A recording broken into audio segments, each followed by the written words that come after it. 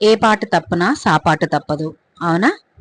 So సాయంత్రం అలసిపోయాను, అయినా కానీ డిన్నర్కి ఏదో ఒకటి చేయాలి కదా. సరే ఫిష్ తీసి బయట పెట్టి రెడీగా ఉంచాను. సో ఫిష్ ప్రాసెసింగ్ చేసి పెట్టాను కాబట్టి నాకు చాలా చాలా చాలా చాలా ఈజీ అయింది. సో ఫస్ట్ నేను ఆనియన్స్, పచ్చిమిరపకాయలు కట్ చేసుకొని సో అలాగా ఫ్రై చేసేసాను. సో ఇది పట్టుకొని వీడియో తీయటం కష్టంగా ఉంది కాబట్టి ఇక్కడ నేను ట్రైపాడ్ పెట్టుకుని తీశాను. క్లారిటీ ఎలా ఉందో అంటే ఏమో నాకైతే ఇట్స్ ఓకే అనిపించింది, పెద్ద ఏమంత అనిపించలేదు.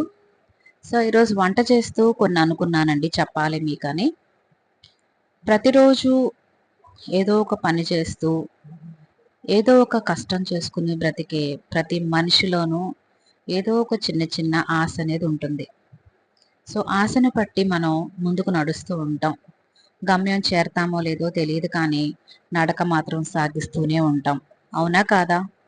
అలాగే కూర్చుంటే కనుక మనకి నడక ముందుకు సాగదు, మన గమ్యాన్ని మనం చేరుకోలేము. సో గమ్యాన్ని ఏదో ఒక రకంగా చేరుకోవడానికి కొంతమంది నడుస్తారు, కొంతమంది పరిగెడతారు, కొంతమంది తనకు తోచిన వెహికల్ ఎక్కుతారు, కొంతమంది ఏరోప్లేన్ కూడా ఎక్కుతారు. కానీ మనసుతో పాటు నడిచే వేగం ఏ వెహికల్ని సరిపోదు, అవునా? మీ మనసుకి వేగం పెంచండి, మీ ఆలోచనకి వేగం పెంచండి. అప్పుడు మీరు ముందుకెళ్తే మీరు చేరుకోవాలనుకున్న గమ్యాన్ని మీరు చేరుకోగలరు.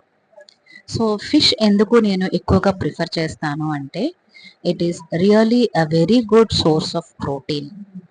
సో దీనిలో ఉన్నటువంటి పోషకాలు దేనిలోనూ ఉండవు. సో ఒమేగా ఫ్యాటీ యాసిడ్స్ ఉంటాయి ఇందులో.